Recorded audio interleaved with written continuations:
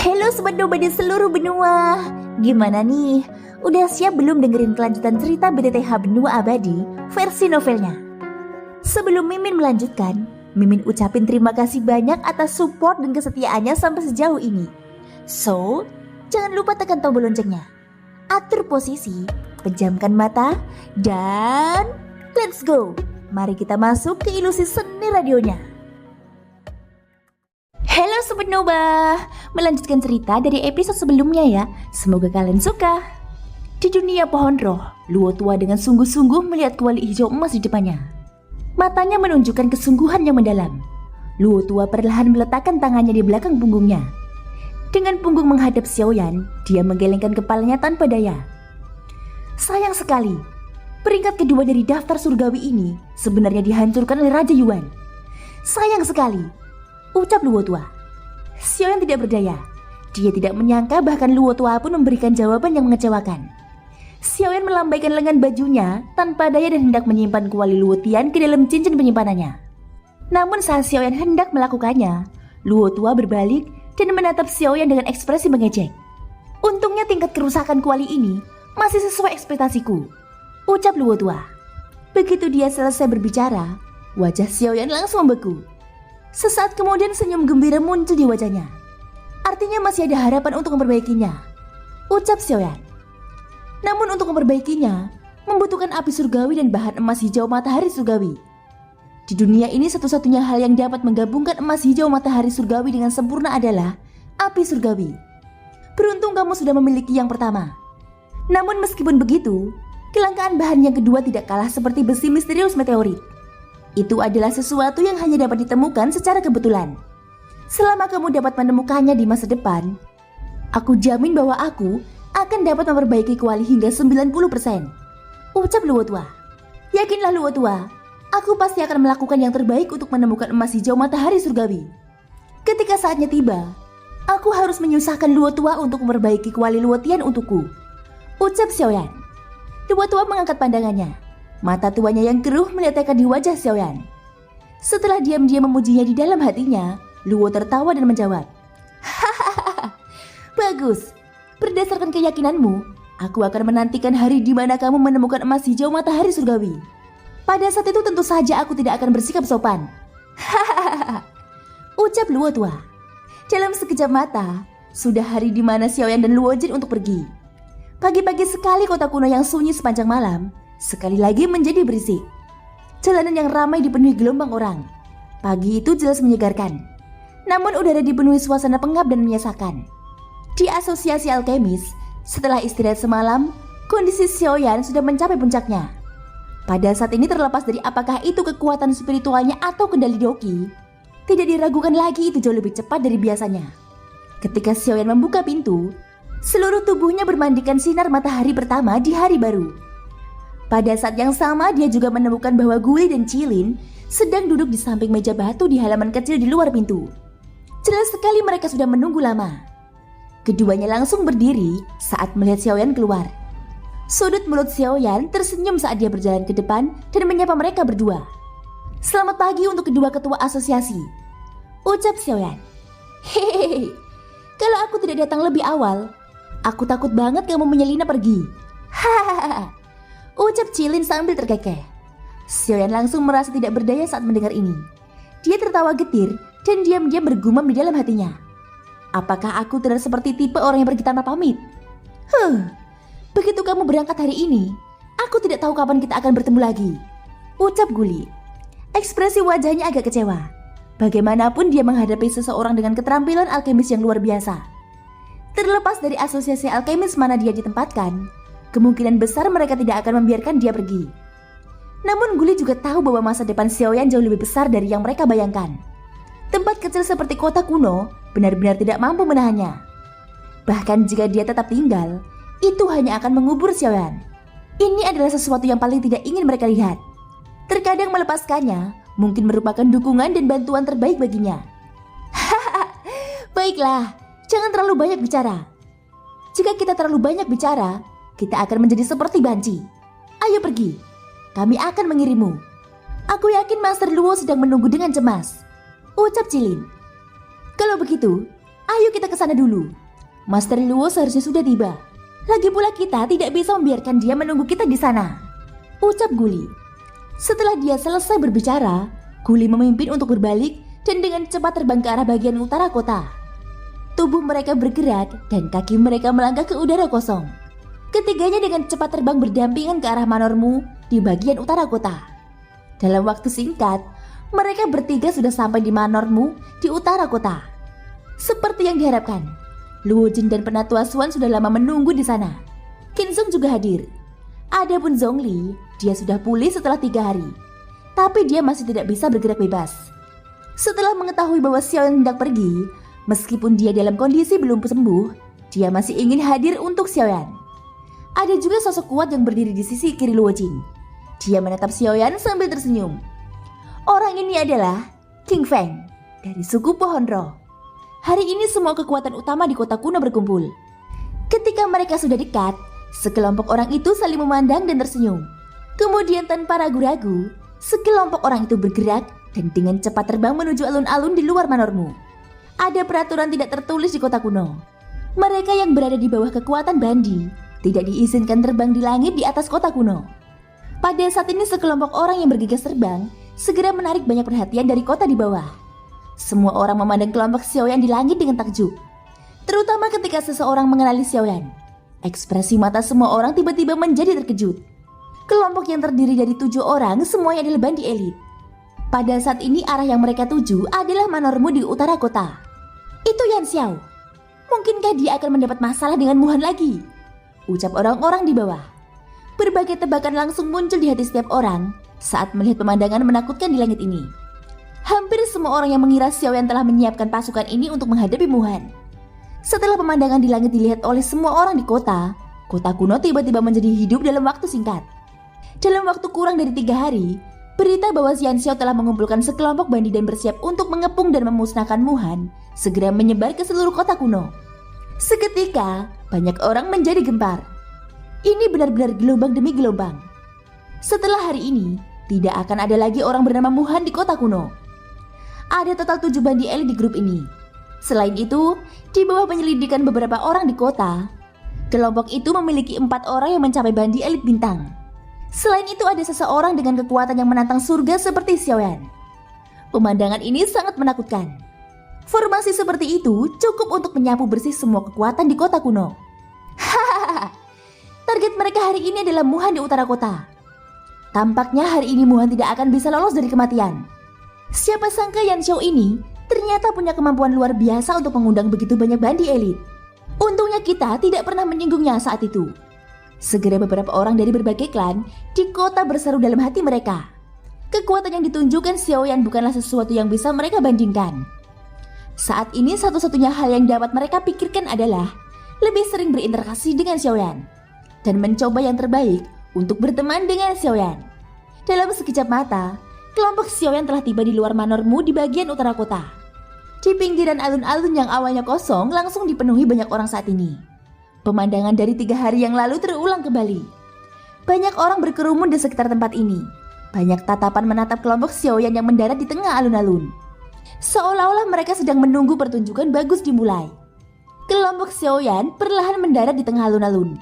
Tatapan mereka menyapu kerumunan di sekitar alun-alun dan tanpa sadar mengerutkan keningnya. Alis Luo Jin sedikit berkedut seolah dia memikirkan sesuatu. Dia mengalihkan pandangannya dan menatap Xiaoyan. Nada suaranya dipenuhi ejekan saat dia tertawa. Hahaha, Saudara Yan Xiao, sepertinya kepergianmu benar-benar merupakan masalah besar bagi orang-orang di kota kuno. Begitu banyak orang yang berkumpul di sini untuk dengan hormat mengirimmu pergi. Aku khawatir hanya Luo tua saja yang memiliki wajah seperti itu di kota kuno ini. Hahaha, ucap Luo Jin. Beberapa orang di sampingnya juga tertawa setuju setelah kata-kata ini diucapkan. Meskipun mereka tahu alasan di dalam hati, tidak ada yang mau mengatakan apapun. Xiaoyan tanpa daya tersenyum dan menggelengkan kepalanya saat mendengar ini. Mengapa kamu memiliki ekspresi yang menyedihkan setelah ditemani oleh begitu banyak orang? Kamu harus tahu bahwa aku belum menerima perlakuan seperti itu meskipun aku menginginkannya. Ucap Luo Jin sekali lagi mengejek Xiaoyan. Karena kamu menginginkan perlakuan seperti ini, bukankah sederhana? Kamu hanya perlu mengumumkan identitasmu di depan semua orang. Menurutku, bahkan hantu tua Muhan itu akan langsung menghormatimu, ucap Xiaoyan. Luo Chen mengerutkan bibirnya saat mendengar ini. Dia langsung terdiam. Kuli dan Cilin diam-diam menatap Luo Chen. Mata keruh mereka berkedip-kedip dengan cahaya terang. Di sisi lain, Qinzong menatap orang-orang di depannya dengan cemberut. Hatinya penuh kecurigaan. Di antara ketujuh orang itu, dialah satu-satunya yang tidak mengetahui identitas Luo Chen. Saat beberapa dari mereka sedang mengobrol, pintu utama Manormu sekali lagi dibuka. Segera seorang lelaki tua yang berjalan pincang perlahan keluar. Tatapannya serius saat dia mengamati kelompok 7 orang Xiaoyan di tengah lapangan terbuka. Orang ini adalah Muhan. Dengan kemunculan Muhan, suasana seketika menjadi mencekam. Seolah-olah akan terjadi pertempuran besar. Mengikuti kemunculan Muhan, kerumunan di luar alun-alun tanpa sadar mulai saling berbisik. Mata mereka mengandung rasa kasihan saat melihat Muhan. Bagaimanapun, tidak peduli apa, dia pernah menjadi salah satu dari 2 penguasa di kota kuno. Kemuliaan masa lalunya adalah sesuatu yang hanya bisa ditandingi oleh sedikit orang di aliansi. Fakta bahwa ia mampu mencapai level seperti itu dalam hal formasi dan kultivasi sudah cukup untuk membuktikan pencapaiannya. Namun sayang sekali semua prestasi gemilangnya menjadi sia-sia di hadapan junior muda ini. Ketenaran dan kekayaan seumur hidupnya seperti anjing jerami di bawah kejayaan Yan Xiao. Setelah pertarungan 3 hari lalu, wajah Muhan masih terlihat pucat. Aura di sekitar tubuhnya tidak lagi sama seperti sebelumnya. Tangan kanan Muhan memegang tongkat. Tidak ada yang mendukungnya dan dia tidak mau didukung oleh siapapun. Karena itu dia telah membunuh banyak orang di istana. Meskipun Manormu saat ini masih tampak mulia di permukaan, pada kenyataannya orang-orang di dalamnya semuanya mati atau melarikan diri. Muhan mengenakan pakaian biasa dan kejayaan aslinya sudah tidak ada lagi. Jika dilihat lebih dekat, bahu kirinya tempat lengan kirinya dulu berada kini kosong. Melihat pemandangan ini, kerumunan di luar alun-alun tanpa sadar berseru. Muhan di depan mereka sebenarnya telah menjadi lelaki tua berlengan satu. Meski begitu tidak ada yang berani meremehkannya. Unta kurus masih lebih besar dari seekor kuda. Semua orang tahu bahwa jika bukan karena kelompok Xiaoyan, semua orang yang hadir tidak akan bisa menandinginya bahkan jika mereka semua menyerang bersama. Kedua mata Muhan terfokus pada kelompok Xiaoyan di tengah alun-alun. Matanya yang putih keabu-abuan menatap tajam ke arah Xiaoyan. Meskipun ekspresinya tenang, ada kebencian dan niat membunuh yang tak ada habisnya di dalam matanya. Bolehkah aku tahu mengapa kalian ada di sini? Ucap Muhan. Nada acuh tak acuhnya tidak mengandung sedikit pun emosi. Tidak sedikit pun perubahan terlihat pada wajah tuannya. Seolah-olah dia sedang menghadapi sekelompok orang yang belum pernah dia temui sebelumnya. Dia tampak sangat tenang. Namun begitu kata-kata ini diucapkan, kerumunan di luar alun-alun bisa merasakan suasana di tempat ini menjadi semakin berat. Seolah ada gunung yang menekan dada mereka. Mencoba membingungkan banyak hal, ucap Cilin. Dia memiliki temperamen yang mudah tersinggung. Sekarang dia sedang ditekan oleh aura aneh ini. Kemarahan di hatinya langsung meledak. Dia segera berteriak dan maju setengah langkah. Aura bandi elit bintang 8 segera tersapu.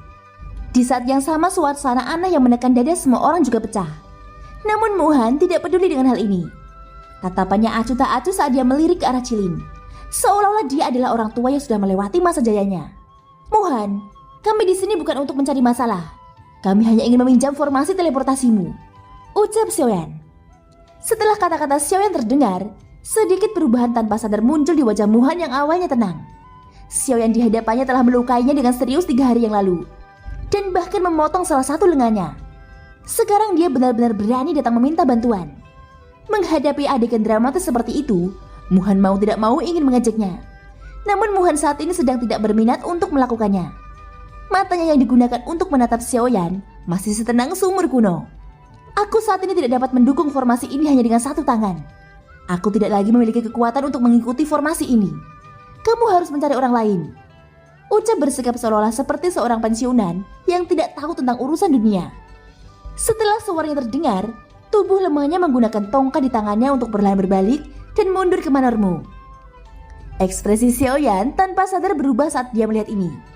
Cilin yang berada di belakangnya sekali lagi mendengus dingin. Dia melambaikan lengan bajunya dan pilar Doki melesat ke arah Muhan. Muhan, menurut apa yang aku tahu, formasinya bergantung pada kekuatan spiritual. Kamu jelas-jelas sengaja mempersulit dia, ucap Cilin. Muhan yang baru saja berbalik tiba-tiba menghentikan langkahnya. Kelima jari tangan kanannya yang menggenggam tongkat logam dihentakkan ke tanah. Itu langsung mengubah lantai batu hijau di samping kaki Muhan menjadi tumpukan bubuk. Di saat yang sama, suara boom tiba-tiba muncul di belakang Muhan. Pilar Doki yang ditebakkan Cilin sebenarnya meledak di udara. Aku mempersulitnya. Kamu bilang aku sengaja mempersulitnya? Hahaha. Ucap Muhan. Matanya menatap tajam ke arah kelompok Xiaoyan di depannya. Apa? Kamu mematahkan lenganku 3 hari yang lalu. Apakah kamu berharap aku akan menyambutmu dengan wajah tersenyum 3 hari kemudian?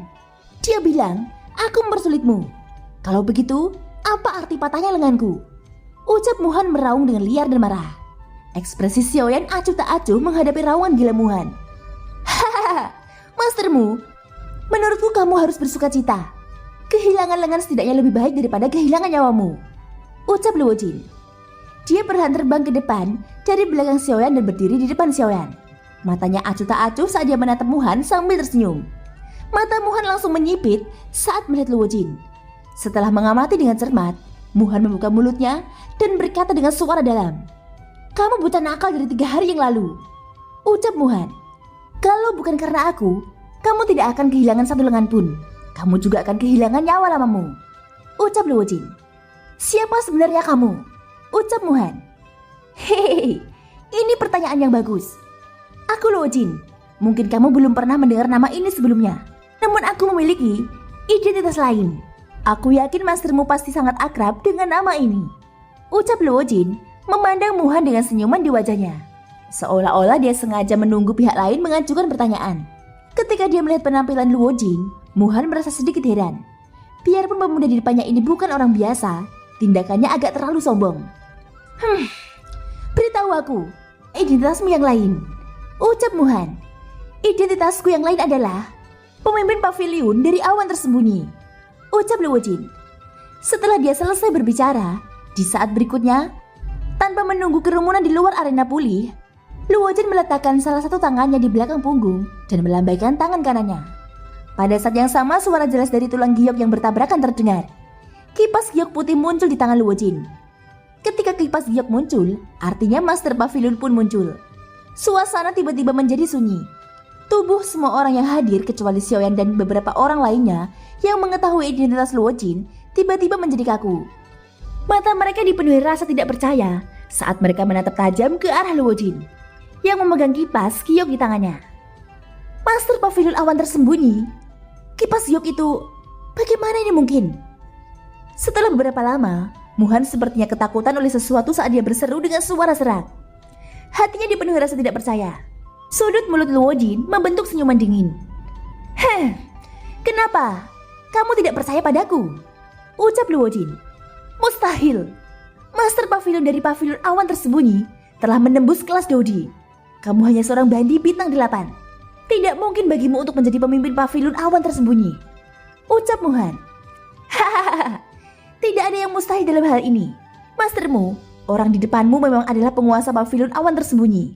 Dia adalah orang sebenarnya yang bertanggung jawab atas Pavilion awan tersembunyi. Ucap penatua Suan berjalan maju dari belakang Xiaoyan dan yang lainnya. Tapi aku dengan jelas menyelidiki kekuatan Master awan tersembunyi saat itu. Ucap Muhan. Orang yang kamu selidiki saat itu hanya menjadi tetua penjaga Pavilion awan tersembunyi. Hanya karena kekuatannya lebih kuat dari milikmu, kamu berasumsi bahwa dia adalah pemimpin Pavilion awan tersembunyi. Hahaha. Aku harus mengatakan bahwa kamu benar-benar telah tinggal di kota kuno ini sepanjang hidupmu. Namun pikiranmu sebenarnya sangat bertele-tele. Apakah kamu benar-benar berpikir bahwa orang yang bertanggung jawab atas faksi manapun pastilah orang tua? Ucap Luo Jin. Mendengar ini, wajah tua Muhan berkedut karena marah. Luo Jin tidak memperdulikan hal ini. Dia dengan dingin tertawa dan berbicara dengan nada tenang. Mastermu, aku ingin tahu, apakah kami dapat meminjam formasi teleportasimu? Ucap Luo Jin. Mendengar ini tubuh Muhan gemetar hebat. Baru beberapa saat kemudian, dia menarik nafas dalam-dalam dan memaksa dirinya untuk tenang. Dia memaksakan senyum kaku di wajahnya dan berbicara dengan suara yang sedikit serak. Hahaha. Master Pavilion pasti bercanda. Master Pavilion telah menyelamatkan nyawa orang tua ini. Orang tua ini harus menggunakan seluruh kekuatannya untuk mengaktifkan formasi teleportasi. Ucap Muhan. Sudut mulut Luo Jin perlahan terangkat membentuk lengkungan puas ketika dia mendengar kata-kata ini. Thank you guys sudah mendengarkan ceritaku versi 2 kali ini sampai akhir. Ikutin terus kelanjutan episode-episode berikutnya ya. Semoga hari kalian menyenangkan, puasanya lancar dan sehat selalu. Sampai jumpa dan bye-bye.